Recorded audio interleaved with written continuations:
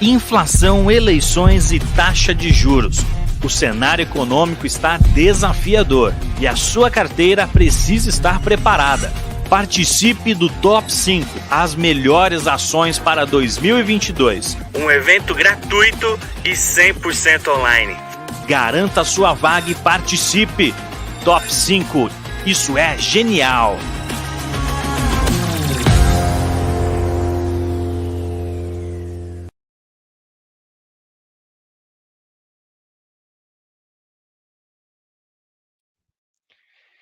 Fala pessoal, sejam muito bem-vindos a mais um podcast da Genial Analisa. E nesse podcast a gente vai estar falando de uma das empresas que é mais interessante na bolsa, então um case mais interessante, mas que não foi poupada da sangria dos mercados nesses últimos tempos. Então a gente vai conversar sobre a Aeris.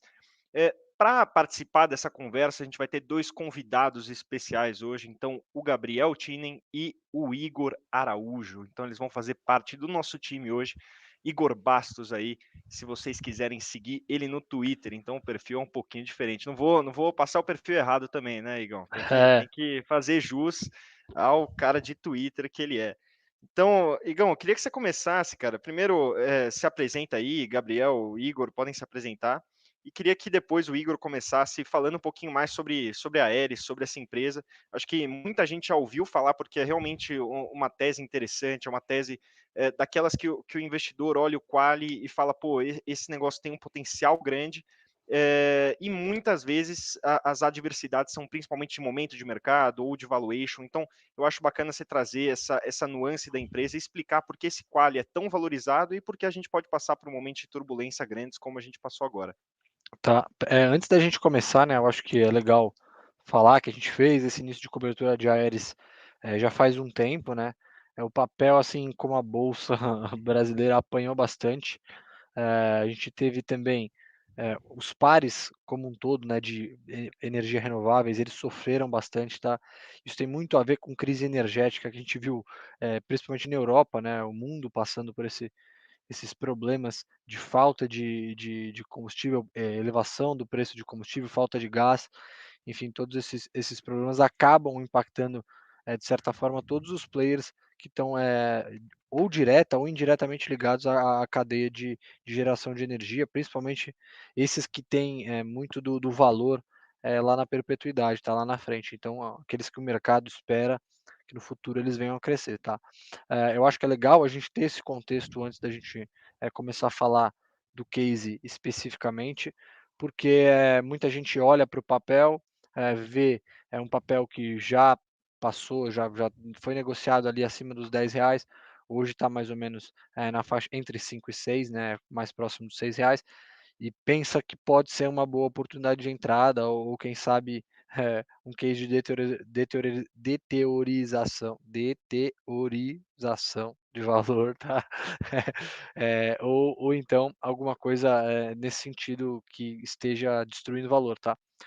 Mas eu acho que é legal a gente ter esse contexto para poder identificar se é um buy opportunity, né? Se é uma oportunidade de entrada, ou se é hora de sair da tese, tá? Então acho que é legal trazer eh, dois convidados aqui que não tem absolutamente nada a ver, porque com certeza não tem nada a ver com o setor de renováveis, né? Porque eu acho que dúvidas legais elas vão surgir aqui. E também a gente explicar um pouquinho do business, da dinâmica da empresa, não só do setor, né? Falar o que a gente está esperando, um pouco das nossas projeções, nossas expectativas.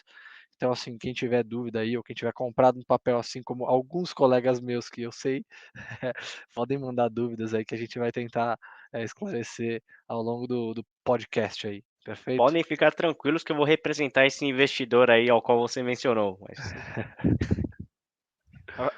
Aproveitando que o Igor introduziu, então, eu cubro financials, então eu cubro banco, setor financeiro de uma forma geral, cubro também uma parte de criptomoeda, então tenho um pezinho lá, então realmente é um setor 100% diferente em todos os sentidos, da parte financeira, então da parte de modelagem, de qualquer análise financeira, a parte qualitativa, 100% do que eu cubro é 100% diferente do que o Igor cobre e o que ele vai estar falando aqui. Então, eu realmente sou o leigo na sala que vai surgir com dúvidas sobre o case.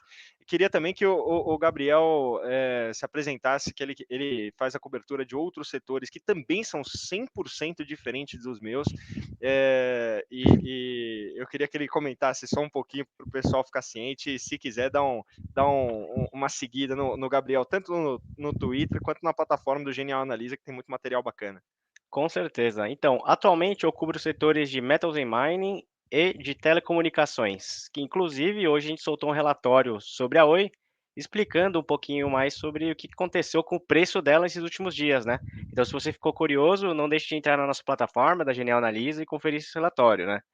E é isso exatamente que o Bruno falou, um setor totalmente diferente aí que o Igor cobra aí, mas vamos dar uma olhada, né? Vamos fazer as perguntas que realmente importam aí para o investidor.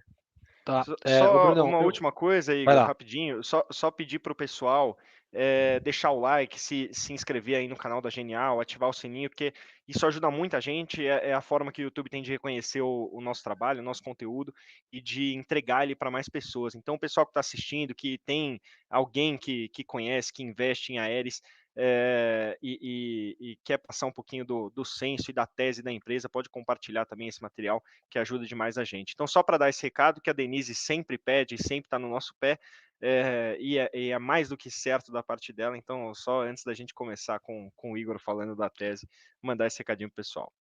Tá. Brunão, vamos fazer o seguinte. Antes da gente entrar especificamente no case, eu queria deixar um recado.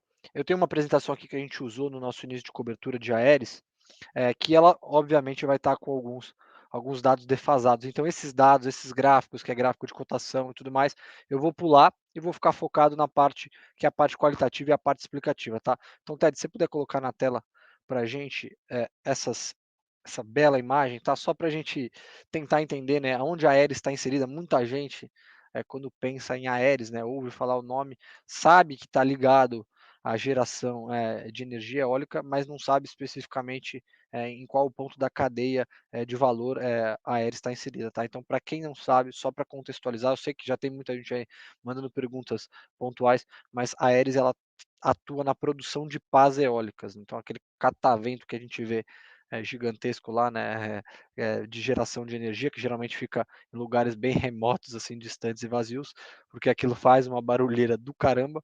A Aeres produz as pás, que são responsáveis justamente por capturar essa energia cinética do vento, tá? Então, dentro da cadeia de geração de valor, a gente tem tanto aquelas empresas que elas estão focadas nos projetos de montagem do aerogerador, então elas desenvolvem o produto de engenharia, né, o projeto do aerogerador, e a parte de turbinas geralmente também vem acoplada.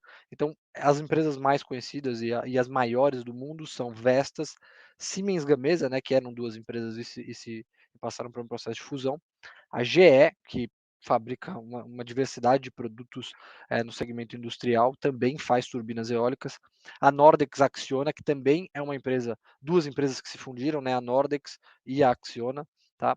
E tem a Enercon e a brasileira WEG, que recentemente começou, recentemente não, né, já faz alguns anos, mas em comparação com as outras empresas, começou também a atuar nesse mercado de fabricação e de turbinas eólicas, tá?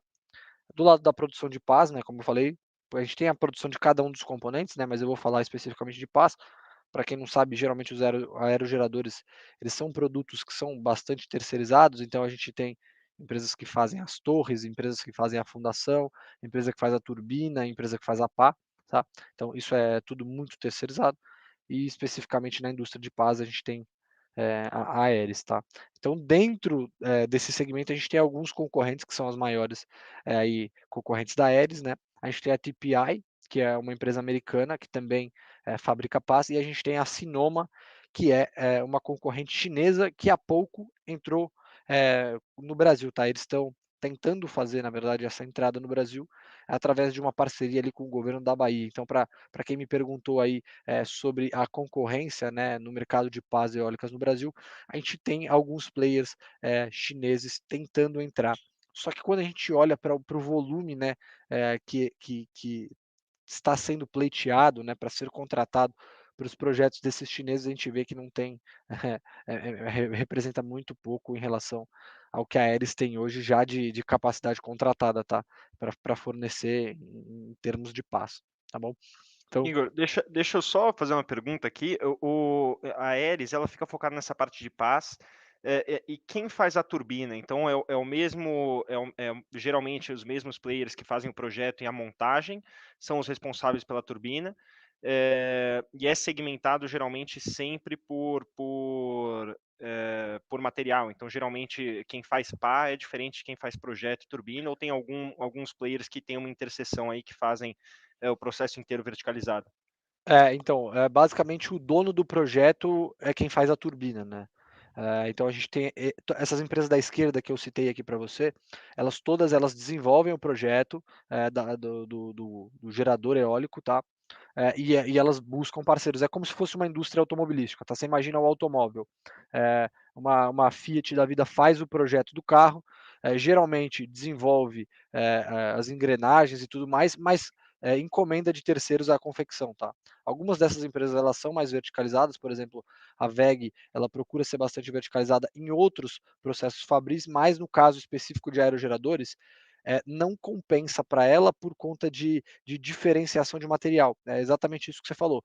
Então, por exemplo, a gente tem uma WEG que é líder em fabricação de motores, ela tem toda uma parte de componentes eletroeletrônicos ali e todo um know-how de materiais, né, de mecânica, de desenvolvimento desses componentes que é totalmente diferente dos componentes que são utilizados na fabricação de pás.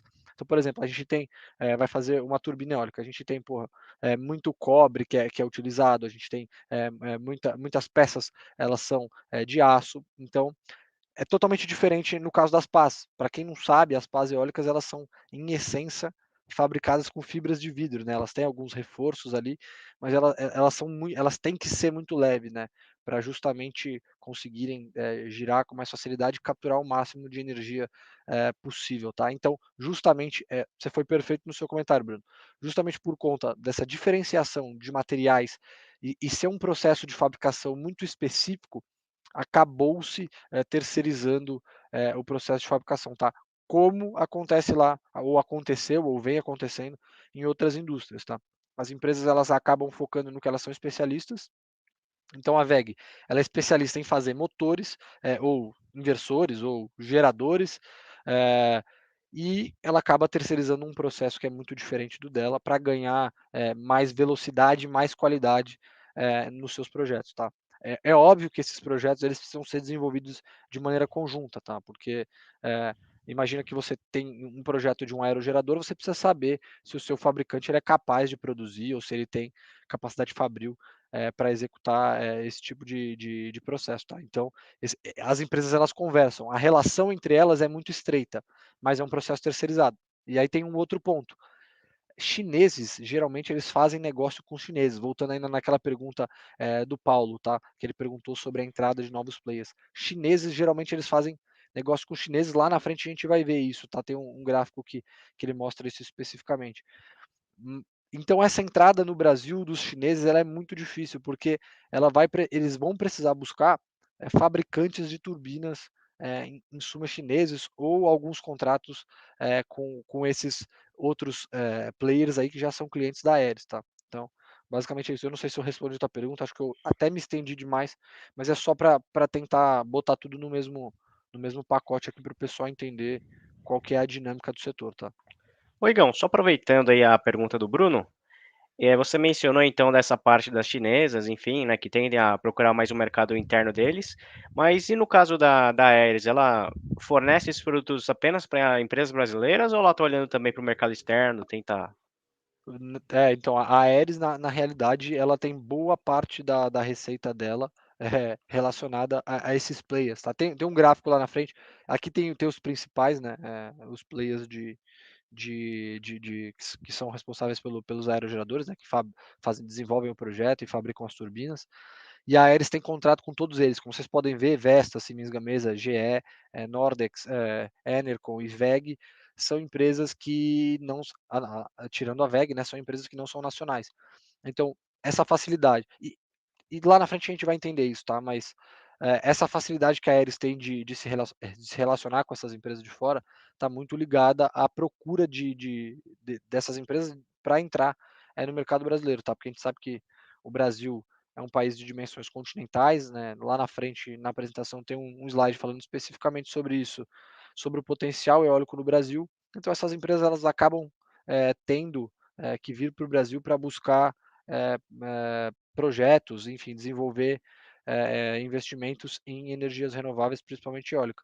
E elas acabam procurando parceiros locais e essa relação ela acaba sendo estreita. Então, sim, a ESA ela tem, além dela ter atuação fora do Brasil, né, exportar pás, ela também fornece pás em contratos dolarizados para players de fora que estão atuando no Brasil. Não sei se ficou claro, mas tem essas duas vertentes, tanto para exportação quanto para pás que ficam no Brasil, mas que são players de fora. Por exemplo, o Vestas.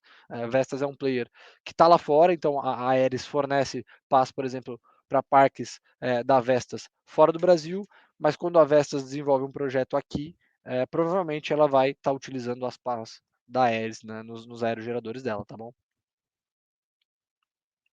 E só finalizando, né, eu acho que o último player ali que está relacionado à cadeia de valor de geração de energia eólica são os players de geração mesmo, né, que são aqueles que acabam contratando de fato tanto o cara para desenvolver o projeto quanto o cara para produzir pás, né, porque é o final da cadeia. Porque sem esse investimento dos players de geração, a gente não teria o desenvolvimento de novos projetos, tá? Então aí no Brasil a gente tem vários, né, que estão com foco em energias renováveis, tá? A gente tem a Neoenergia, a Engie recentemente fechou uma parceria com a WEG para nesse ano de 2021 já foram fornecidos turbinas eólicas da WEG para a Engie. Então a gente tem todos esses players, a gente tem EDP, né, com a parte de renováveis, a Ômega que é muito forte, né? Acho que boa parte do case da Ômega é voltado para renováveis. E aí no finalzinho disso a gente tem a parte de inspeção e manutenção dos parques eólicos, né? Aí você pode me perguntar, pô, mas quem que vai fazer, quais que são as especificidades que tem nesse processo? A gente pode quebrar em duas partes, né? A gente tem a parte de manutenção de rede mesmo, que é feito pelos próprios operadores dos parques, mas também a gente tem a parte de manutenção das pás e reparos, né? Que a gente sabe que aquelas coisas girando gigante lá no céu ali, né? Que ficam uma altura bem significativa, elas têm uma tendência de serem danificadas ou entrarem em colisão com algum tipo de, sei lá, pássaro ou coisa que esteja no ar ali. Então elas precisam de manutenção periódica, porque senão se atrapalha todo o ciclo de geração, tá? Então a Aeris ela também atua fornecendo esses serviços de inspeção e reparo de pás, tá? Aí eu queria passar aqui só para o pessoal entender, né? Eu não sei qual é o nível de aprofundamento aí do pessoal, de profundidade de conhecimento, mas só para entender, né, o que faz e como funciona um aerogerador, né? Basicamente, eu costumo brincar que ele é como se fosse um ventilador ao contrário, né? Geralmente o ventilador, a gente dá energia para ele movimentar as pás e gerar vento. O aerogerador ele é totalmente ao contrário. Ele usa o vento para gerar as pás, girar as pás e gerar energia, tá? Então ele é basicamente o contrário. Então o vento atinge essas pás que a gente viu ali que a Aeris faz, a rotação das pás ela transfere a energia cinética do vento para o rotor. Esse rotor ele tem um eixo que transfere o movimento de rotação para uma caixa de engrenagem. Essa caixa de engrenagem ela aciona um gerador que por indução ele transforma essa energia cinética que eu falei do vento em energia elétrica, tá? E aí essa energia elétrica ela precisa necessariamente ter a tensão dela elevada por um transformador para poder assim chegar lá na rede de transmissão e ser transmitida para os centros de consumo, tá?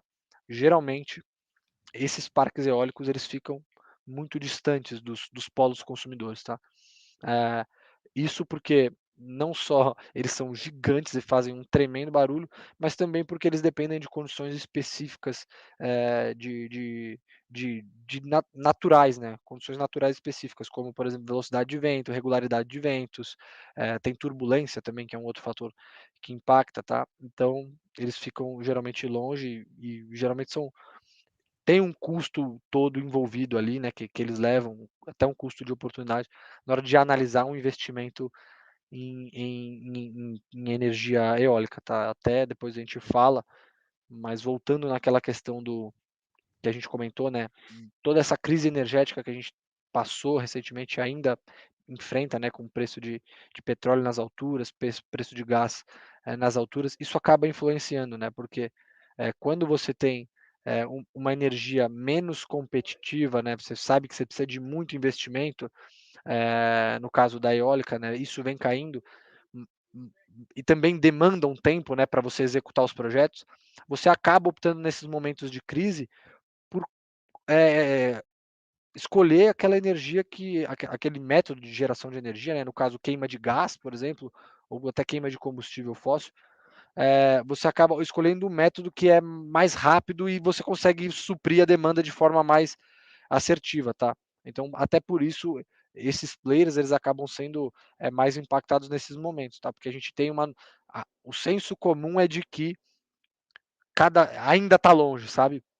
A gente sempre fala que o valor está lá na frente, o valor está na perpetuidade, mas são nesses momentos que a gente vê que de fato o valor está bem distante. Eu acho até legal, Igor, a gente comentar, porque olhando para essa ótica, da mesma forma que no curto prazo a gente pode ter, por exemplo, um incentivo a combustíveis fósseis que nos últimos tempos tinha um pouco investimento, mas agora pode ter um gargalo, principalmente por uma crise energética, até em nível global. Se você olha, isso é uma perspectiva de curto prazo, e no longo prazo você tem uma demonstração que é ainda mais necessário diversificar a matriz energética. Então, mesmo que no curto prazo seja um fator negativo que possa eventualmente levar a um consumo de energia que seria menos ESG ou de energias fósseis que estavam recebendo menos investimento no passado, e vide preço do petróleo recentemente subindo e preço de combustíveis fósseis de uma maneira geral subindo, a gente pode ter no longo prazo uma percepção de que essa matriz energética vai ser diversificada. Acho que inclusive nesse caso do Brasil, a gente tem uma matriz que é bastante renovável, olhando por hídricas, mas a gente passou perto de ter um problema muito mais sério em hídricas, então agora teve uma temporada de chuvas, mas acho que todas essas crises, apesar de poderem penalizar esses investimentos de momento, então o início de novos projetos de eólicas, eles reiteram essa tese de necessidade de diversificação, você não acha? Sim, não, você está totalmente correto. E assim, a gente teve recentemente, né? A gente tem duas fontes de energia que elas crescem muito no Brasil e elas atraem muito investimento por conta do nosso potencial natural, né? Então, a gente tem tanto a fonte eólica quanto a fonte solar. Recentemente, a gente teve a fonte de energia solar, ela batendo o recorde de painéis instalados, né? E de capacidade instalada no Brasil. Ela cresce a taxas muito elevadas. O número de pessoas que estão buscando esse tipo de tecnologia é muito alto. E a gente tem uma inflexão muito positiva no sentido dessas empresas, né? Quando a gente tem esses momentos, né? Porque isso acaba, às vezes não acaba se refletindo no curto prazo, mas no longo prazo é muito positivo, porque você imagina que a necessidade de diversificação que você falou, ela fica explícita para todo mundo. Muitas pessoas acabam buscando novas fontes de geração de energia, até para microgeração, né? A gente sabe que durante a crise agora, pô, a conta de luz é uma coisa que puxa a inflação para cima, as pessoas sentem isso, né? Então, elas acabam até ficando mais sensíveis a talvez optar por novos meios de geração, e por isso a gente viu a energia solar batendo recorde, tá?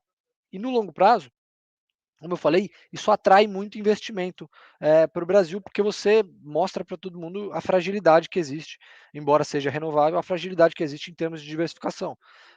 Que adianta o Brasil ser um país que a grande parte da matriz é hídrica, né, vem de fonte renovável, se em momentos de crise a gente vai ter que apelar ali para a queima de carvão, né, para usinas térmicas, né? Então a gente sabe que isso é muito importante, é uma das preocupações não só do governo brasileiro, não só do Brasil como país, mas do mundo como um todo, né? A gente sabe que o mundo vem passando por um processo de transição energética global, né? Então, isso vem já não é de curto prazo, né? Já tem algum tempo, né?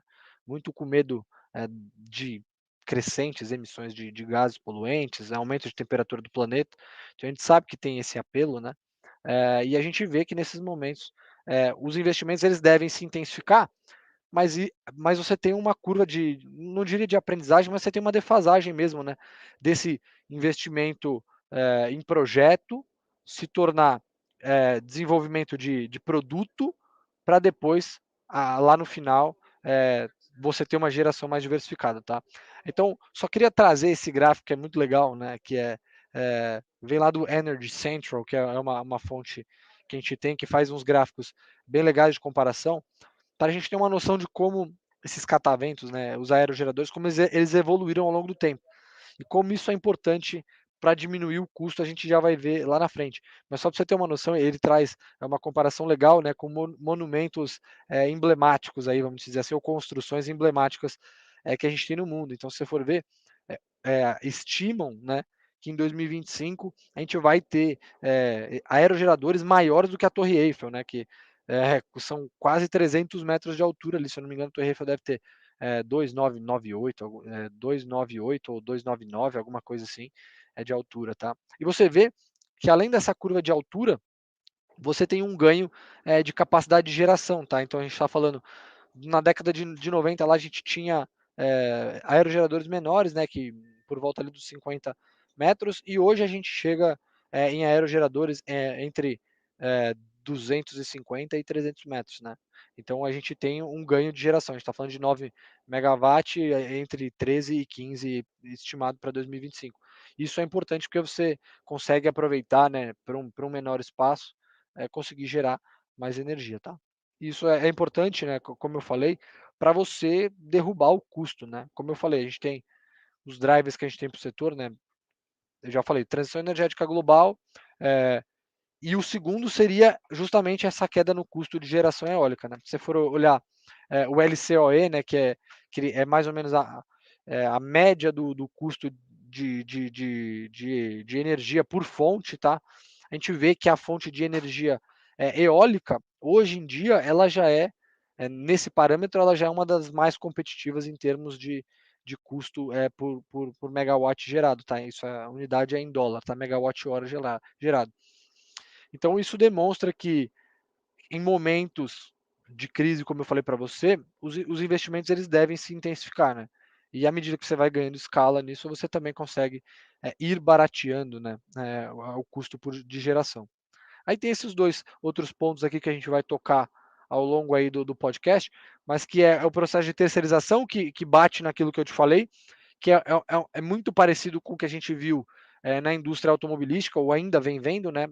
As empresas fabricantes de automóveis, elas foram focando nos projetos, né? E focando no que era o core business da empresa e terceirizando os processos que elas não eram tão especialistas, e também o potencial eólico do Brasil, que a gente também vai ver lá para frente, eu acho que eu já falei, já dei uma pitada, tá?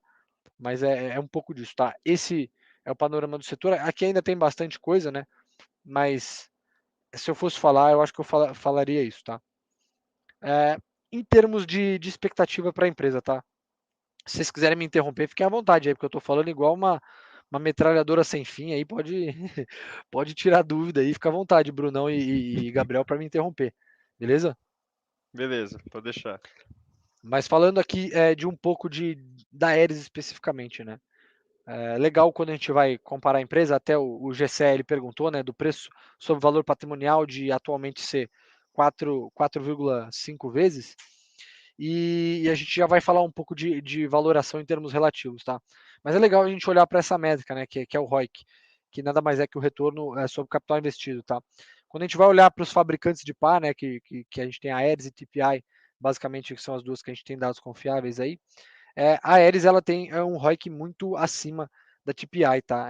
E isso aqui são estimativas para 2022, tá? E quando a gente olha dos outros players de renováveis, a gente vê que, em média, eles têm um ROIC menor do que a própria Aeres. Tirando a VEG ali, que tem um ROIC muito alto, os outros players eles acabam tendo ROICs menores, tá? Isso significa que para cada real que a Aeres investe ali, né, vamos dizer assim, não só de expansão, né, mas para cada real que a Aeres investe na própria empresa, ela consegue gerar mais dinheiro em termos percentuais, mais retorno, né, do que as outras empresas, tá? Quando a gente compara em receita líquida, a gente vê que os outros players, eles são bem maiores, né? Esses players que eles são voltados para a fabricação de projetos e turbinas, mas a gente tem que lembrar que eles também estão envolvidos em outros business, tá? A Vestas é exclusivamente voltada para o business de turbinas eólicas, mas a gente sabe que, por exemplo, o VEG, ela não é focada exclusivamente nesse business, tá? Mas a gente vê que a Aeris, ela é uma empresa que ela tem uma receita projetada para 22 em dólar, menor do que a TPI, o que dá para a gente a noção de que ela ainda pode crescer bastante, tá? Em termos de volume, tá? Então, eu acho que isso é um dos pontos que é legal passar pela empresa. Isso aqui está um pouco defasado, então eu acho que nem faz sentido a gente olhar para esse gráfico de EV/EBITDA. Isso aqui reduziu bastante. Na época que a gente lançou o início de cobertura, isso estava por volta de 25 vezes, tá? Olhando para 12 meses passados. Hoje, se eu não me engano, olhando para final de 22, né, 12 meses para frente, esse EV/EBITDA está abaixo de 14 vezes, tá? Que é, assim, para a média do setor, ele é bem baixo, tá? A gente sabe que, como eu falei, quanto maior a expectativa de crescimento em relação às empresas, e as empresas com foco em renováveis, elas têm essa expectativa muito alta, maior o múltiplo que o mercado paga, porque ele tem implícito nesse múltiplo alto um crescimento que vai fazer com que esse múltiplo tenda a valores normais ali na faixa histórica do mercado, tá?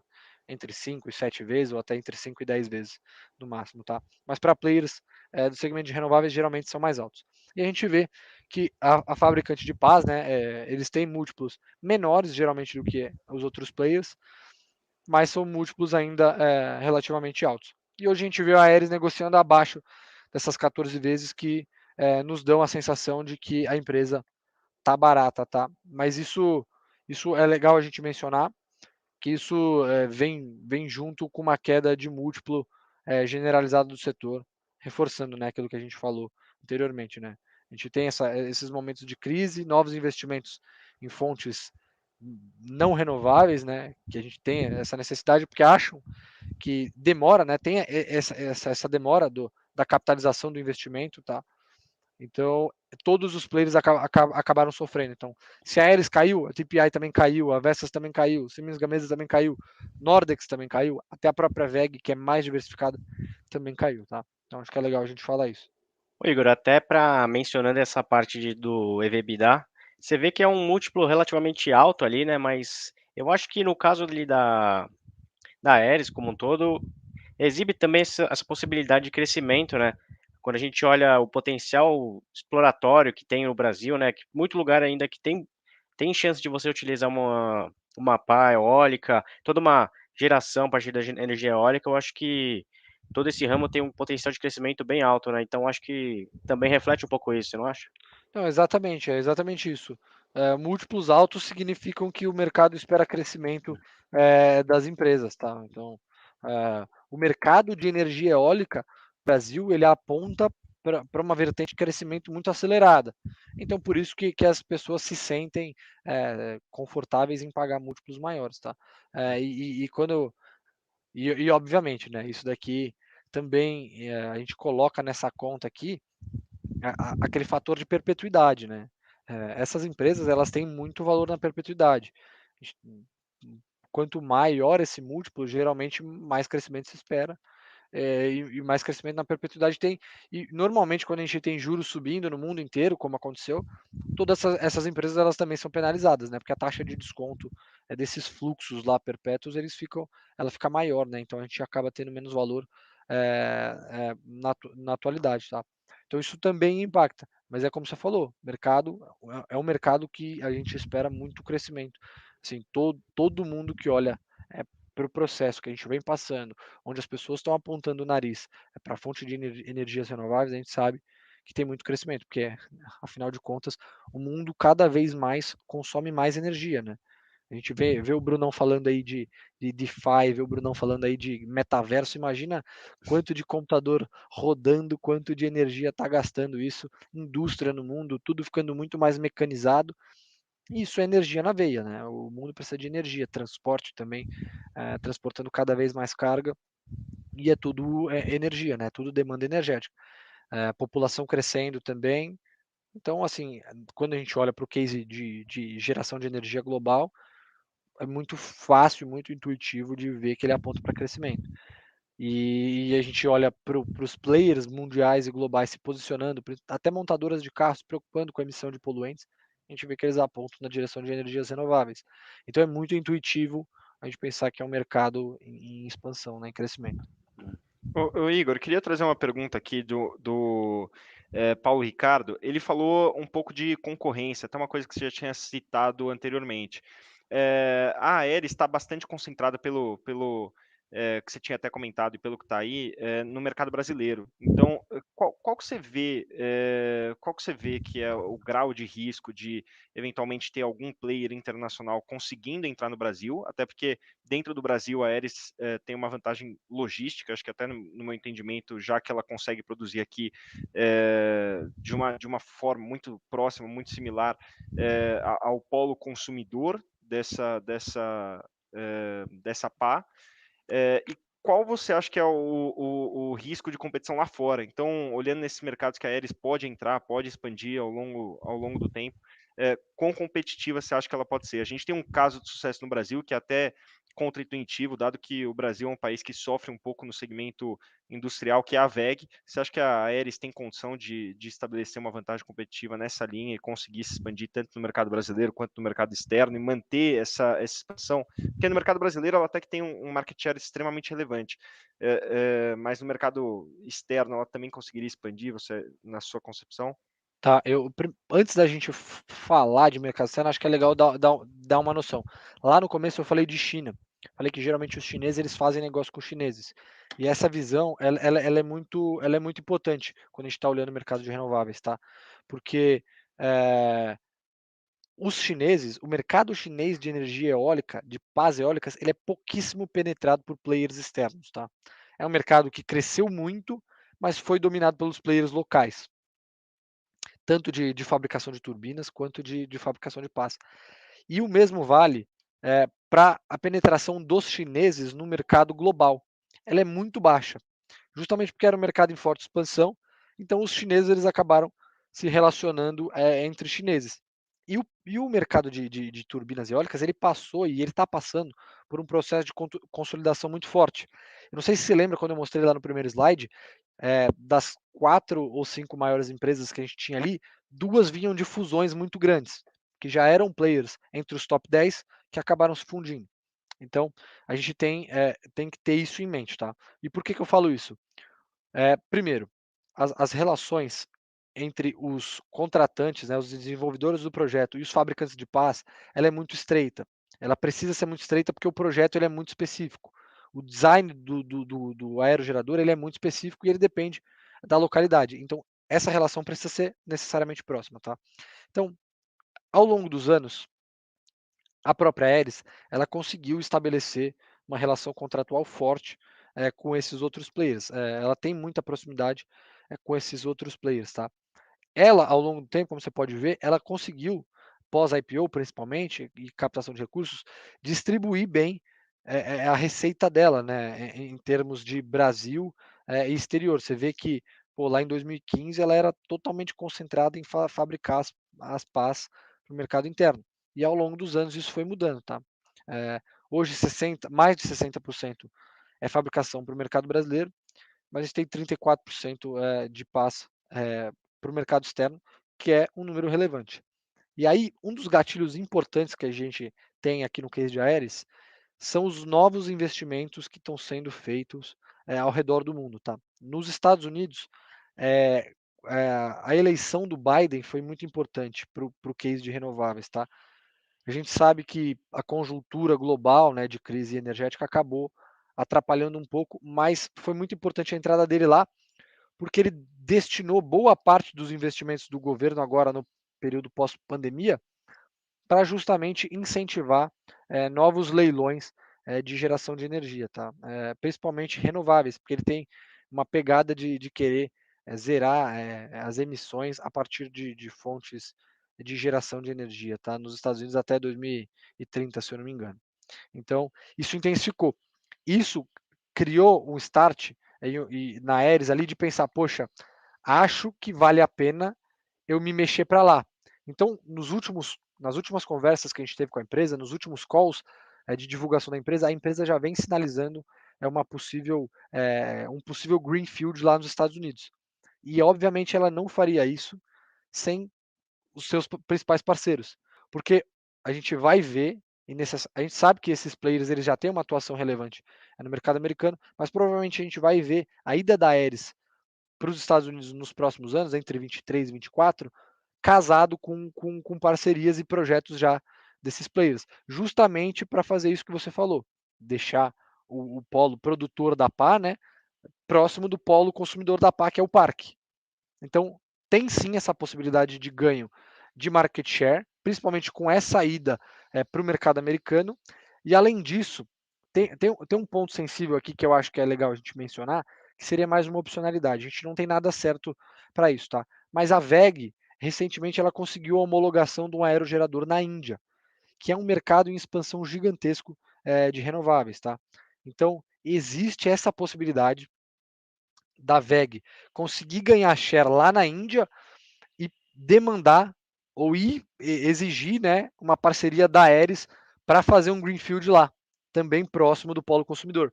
Então você vê que seriam dois mercados grandes com representatividade que a Aeris poderia abocanhar boa parte, tá? E obviamente, como você falou, existem outros players de olho, tá? Mas o mercado de renováveis, e principalmente de fabricação de pás, os que não são feitos de forma verticalizada, eles são basicamente TPI, Aeris e mais um, tá? Você vai ver que a TPI ela tem um market share muito grande, né? É bem mais relevante do que a Aeris, e isso vem diminuindo, tá? Globalmente a Aeris vem ganhando market share.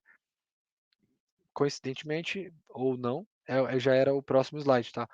Que isso aqui mostra a evolução do market share da Aeris no Brasil, mas também a evolução do market share da Aeris no mundo e a evolução do market share da TPI.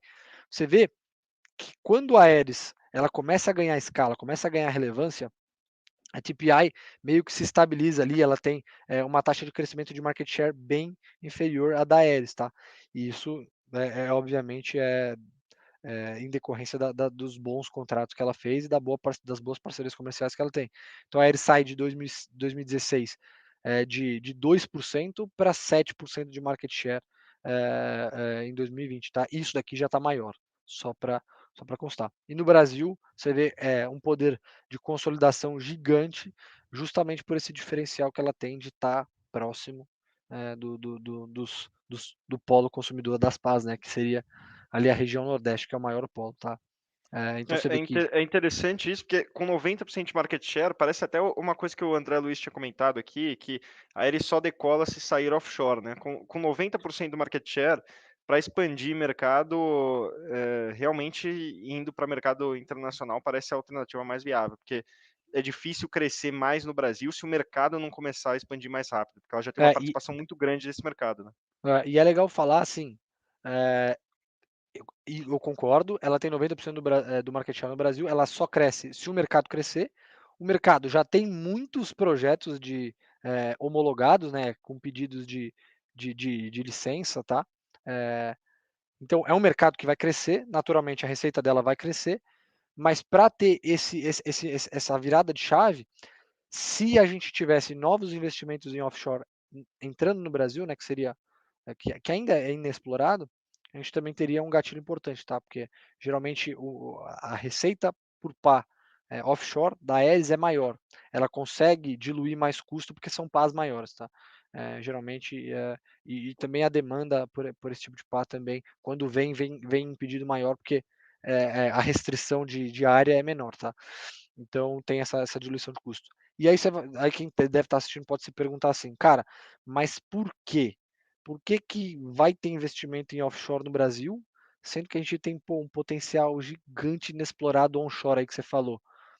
E aí eu também tinha um pouco desse pensamento, até conversar com a presidente da Abeólica. E ela falou que assim, eh, muitos investidores estão procurando a Associação Brasileira de Energia Eólica para falar de investimentos em offshore. Isso por quê? Porque o investidor que investe em offshore não é o mesmo investidor que investe em projetos onshore. Então esse cara está procurando novos projetos. O Brasil também tem uma capacidade de geração offshore. Então seria mais uma maneira de diversificar. Além da geração que a gente tem na costa, a gente também teria a geração fora da costa. Tá? Então é um pouco disso. É um gatilho importante, como o nosso amigo aí comentou, nosso querido amigo André Luiz. O Gessé também falou, né, que o medo dele de entrar agora em Aeres é porque ela ainda tem gordura, né, para ser descontada no papel, se o mercado assim desejar, tá? Quando a gente fala de papéis que fizeram um IPO recente, é difícil a gente falar ou precisar, pô, esse aqui é o múltiplo histórico, porque o histórico não tem, né? Então, a gordura que a gente olha assim, a Aeres, houveram momentos que ela se descolou da média, né? Você tirando os outliers ali, né? Tanto quem tem um EV/EBITDA muito alto quanto quem tem um EV/EBITDA muito baixo. Se você tirar os outliers, a Aeres está muito próxima da média histórica dos outros pares do setor. Até um gráfico que eu estava mostrando outro dia para o Brunão. Então, eu acho que talvez essa gordura, assim, o downside que a gente está tendo agora nesse momento, ele é menor, tá? Obviamente ele é menor do que quando a gente tinha quando a gente lançou a recomendação, até porque o papel foi bastante castigado, tá? Mas é justamente isso que a gente falou. A gente tem um cenário que a taxa de desconto aumenta, a gente tem um cenário que no curto prazo os investimentos em renováveis, querendo ou não, são penalizados, mas assim, no longo prazo é difícil da gente não estar otimista com o papel, eu diria, tá? Justamente por conta desses fatores, tá? Acho que é legal até mencionar, tá? Esses aqui são aqueles principais players que eu trouxe lá no começo. Depois eu até posso disponibilizar a apresentação, tá, para o pessoal aí. Mas ó, tinha lá um outro ponto que eu falei que eu ia mencionar depois, eu acho que é legal a gente mencionar agora.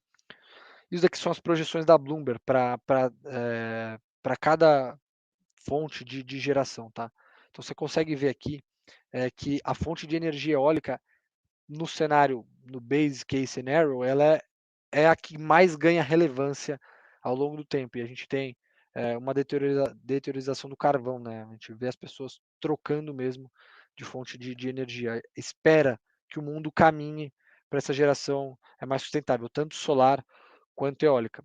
Existe um red scenario aqui, né, que eu gosto de falar, que é o cenário que leva em consideração a geração de energia nuclear. Só que como a gente tem poucos investimentos em nuclear hoje em dia, né, agora estão aumentando, a gente trabalha com esse cenário que não é o otimista, tá? Ele não é o cenário mais otimista para a geração eólica e solar. Tá? A gente tem um cenário que seria o blue scenario, que é o mais otimista, que assim, além de ganhar relevância na matriz, ela ainda cresce muito, tá? E esse é o último ponto que eu queria falar, que é o processo de terceirização, tá, Bruno e Gabriel? Aquele ponto que a gente comentou da indústria automobilística, das empresas focando cada vez mais nos processos que elas são especialistas, vem acontecendo também na indústria de pás eólicas, tá? Na indústria de turbinas eólicas. A Vestas, que é o principal player, isso aqui, a Vestas também produz pás eólicas, tá? É legal a gente deixar isso claro. E esse gráfico ele mostra, para quem estiver nos ouvindo, né? Ele é um gráfico de 2015 a 2020 que mostra quantos por cento da produção de pás da Vestas era terceirizado. Em 2015, a gente é porque eu acho que o gráfico aqui não vai mostrar, mas a gente tinha menos de 10% da produção de pás da Vestas terceirizada. Hoje, mais de 50% da produção da Vestas é terceirizado. E boa parte disso é canalizado para players como TPI e Aeres, tá? Então você vê que ela pode ganhar tanto em volume quanto em market share, né? Isso aqui é market share puro, a gente tira a capacidade produtiva do player, que é o fabricante da própria turbina, num processo de terceirização, quanto em novos investimentos por diversificação de matriz, tá? Então acho que isso é um pouco da tese de Aeres, tá? Fora o potencial eólico do Brasil, comparar com outras regiões do mundo, a qualidade do vento, que é medida pela constância, né, nível de turbulência e regularidade, Então, velocidade, regularidade e nível de turbulência, o Brasil e o Nordeste em específico tem um dos melhores ventos do mundo, tá? Então, tem muito potencial na costa. Fora da costa, tem mais potencial ainda, tá? Então, acho que é legal a gente falar. Isso daqui, Bruno, é justamente aquilo que você mencionou no começo. Matriz de energia elétrica brasileira. Como ela está hoje, em 2021. A gente tem essa legenda aqui tá errada, tá? Não é, isso aqui não é nuclear, tá? Pode parecer a cor aqui, mas não é. É energia eólica, tá? A nuclear tá aqui, eu não sei se dá para diferenciar aí na tela. Mas hoje a gente tem 62% de hidrelétricas na nossa matriz, e a estimativa é que a gente tenha lá na frente 17%, a gente tenha 58, né? Então a gente sairia de 61 para 58 e a energia eólica sairia de 11% para 16% de representatividade na matriz. Obviamente também ganhando capacidade instalada, tá? Então tem esses dois pontos, como eu falei. A gente ganha representatividade, ganha volume e muito provavelmente a gente vai ter novos investimentos em produção de aerogeradores e, consequentemente, fabricação de pás, tá? Assim, tem muita coisa para a gente falar, aqui tem papo para mais de hora, tá? Mas só é legal trazer isso daqui, que é o custo de energia eólica em cada país. Se você for olhar, olha quanto a gente tem de custo de energia eólica no Brasil em comparação com os outros países. Você vê que justamente por isso tem todo esse potencial, e justamente por isso o mercado paga múltiplos ou aposta no crescimento da empresa, tá? O Brasil é um dos países do G10, né, que a gente fala, que tem um dos menores custos de geração de energia da fonte eólica. Isso chama investimento para caramba para dentro do Brasil, tá?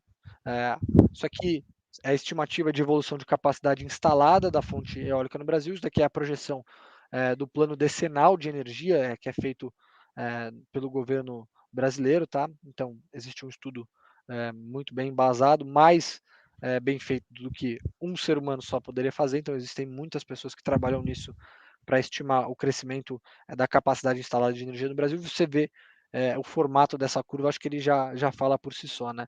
E isso daqui é só a evolução entre 2005 e 2020, tá? Como ocorreu.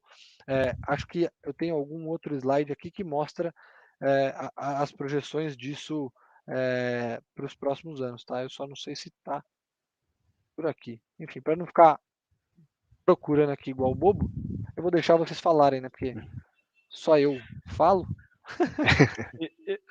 Ô, Igão, eu queria perguntar um negócio para você, cara. Então, você acha que, numa maneira geral, eu sei que quando você soltou a iniciação, você já soltou a iniciação com uma recomendação de compra.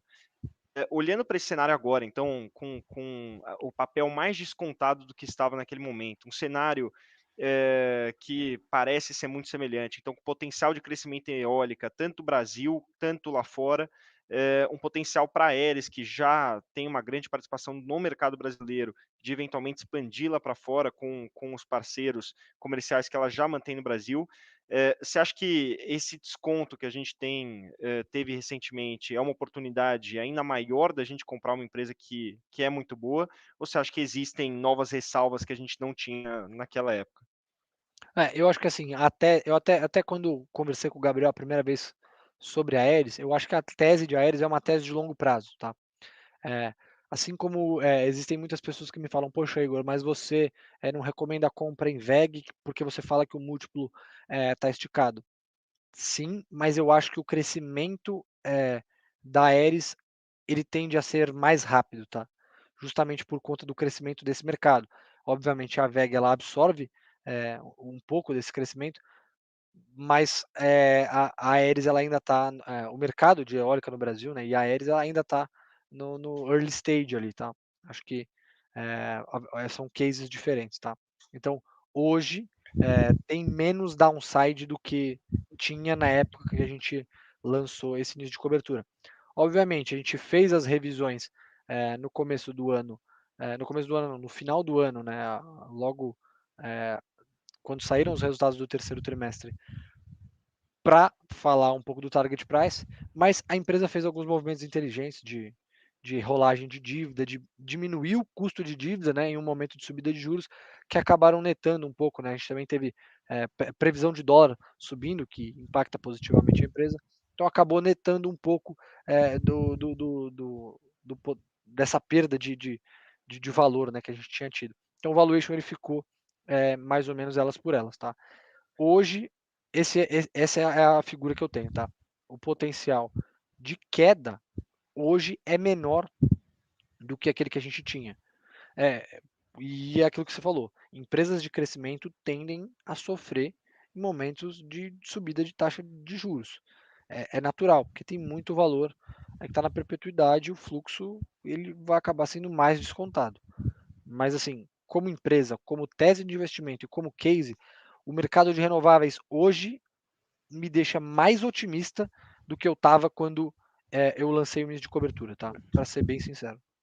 E são nos momentos de turbulência de mercado que surgem as oportunidades. Então, queria ouvir do Gabriel aí que ele acha do case, porque aparentemente, pela nossa introdução, ele é um assíduo investidor ou está comprado nessa tese do Igor. Então, se você puder falar o seu briefing, o que você acha da tese agora que está mais descontado, Gabriel, acho que vai ser uma boa percepção de um cara que está alocado no papel e já estudou e já viu o que o Igor tinha para falar sobre. Não, com certeza. O Igor, na verdade, ele me conquistou, vai, com esse papel quando ele mostrou aquele gráfico de potencial da matriz energética global, né? Quando ele mostrou, por exemplo, que a energia eólica tem um potencial de expansão elevadíssimo, mesmo no caso base ali. Ele tinha colocado 3 cenários, né? Um caso um pouco mais pessimista, Eu um vou até base, pegar, eu vou até pegar esse otimista. gráfico aqui. Vou até pegar esse gráfico aqui. Exatamente. E aí, cara, quando ele mencionou, por exemplo, os parceiros que a empresa possui, que são fundamentais para o desenvolvimento dela, ao mesmo tempo que a terceirização vem aumentando por essas outras empresas, a capacidade de expansão dentro do território nacional, sem contar que ela tem um planejamento também para outros mercados, pô, eu confesso que realmente eu vejo grande crescimento no longo prazo.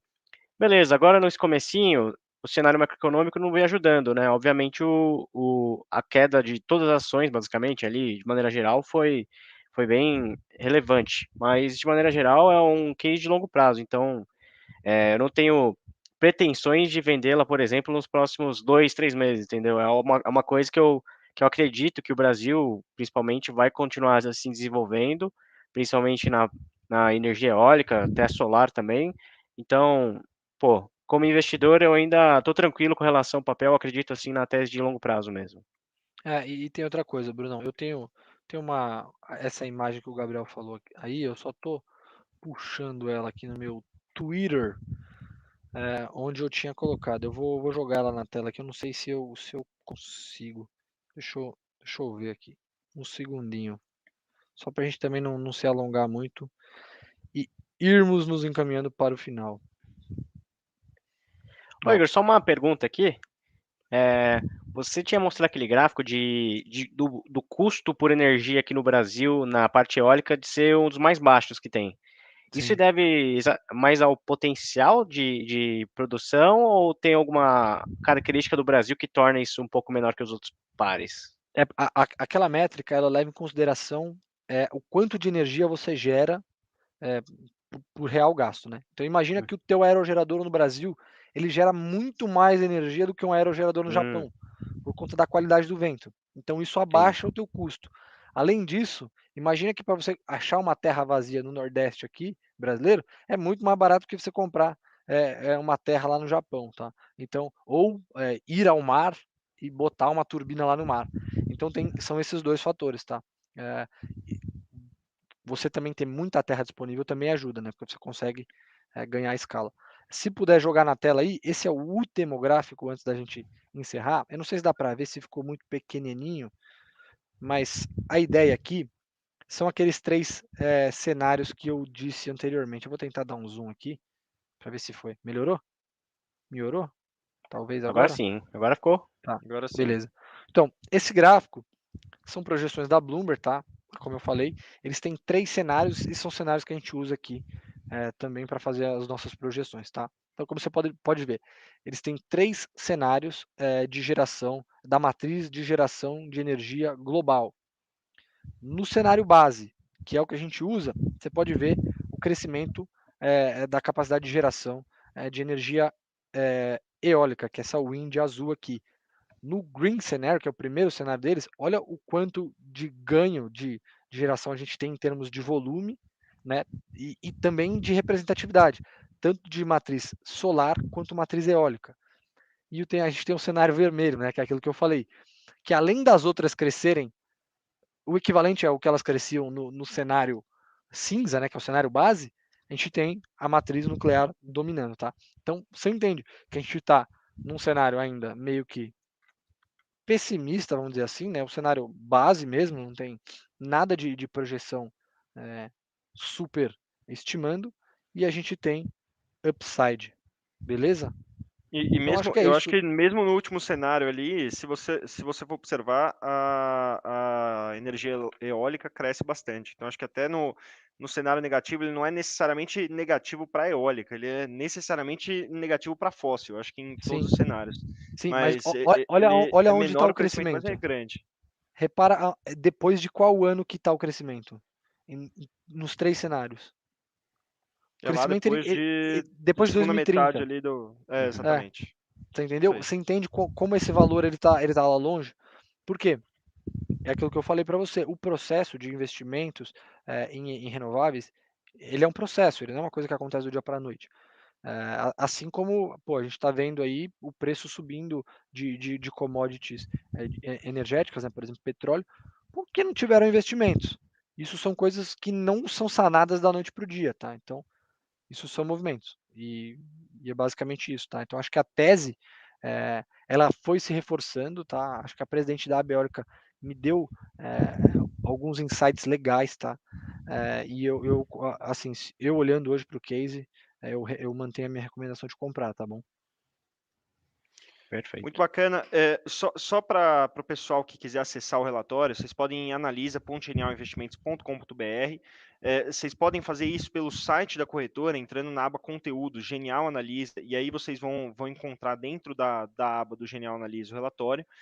Vocês podem ou procurar por setores, ou procurar em ações, então vocês vão encontrar esse relatório de iniciação de cobertura de Aeres. Não deixem de acessar e se inscrever também na plataforma, porque toda vez que a gente solta um novo relatório sobre uma nova empresa, vocês recebem a notificação no seu e-mail, o push, que a gente está publicando esse relatório. Então é bacana para vocês poderem acompanhar também o dia a dia da empresa. Então, divulgação de resultado e coisas mais cotidianas a gente também solta. Por exemplo, o Gabriel hoje escreveu sobre Oi.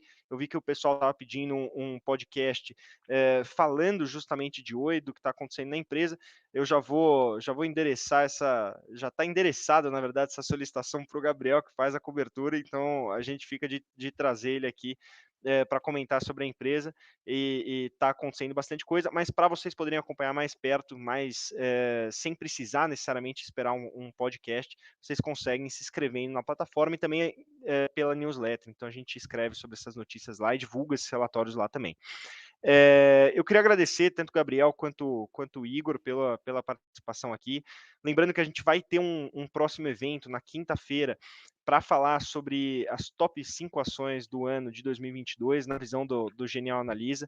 Então, a gente traçou um cenário, estabeleceu quais seriam as melhores empresas para esse cenário, para aproveitar o ano de 2022, com obviamente, um cenário mais adverso que a gente teve ao longo desse último período, uma deteriorização de um cenário econômico, uma bolsa mais pressionada, mas a gente acredita que tem muitas oportunidades aí na nossa bolsa, e para trazê-las para vocês, a gente fez esse evento, está elaborando esse evento, então acompanhem na quinta-feira no YouTube da Genial Analisa. Queria agradecer muito o Gabriel, o Igor, o pessoal que assistiu. Não esqueçam de deixar o like, de se inscrever no canal, acessar o Analisa. Então a gente tem muito material e conteúdo bacana para vocês. É isso, muito obrigado pela participação de todos. Um abraço e até quinta-feira.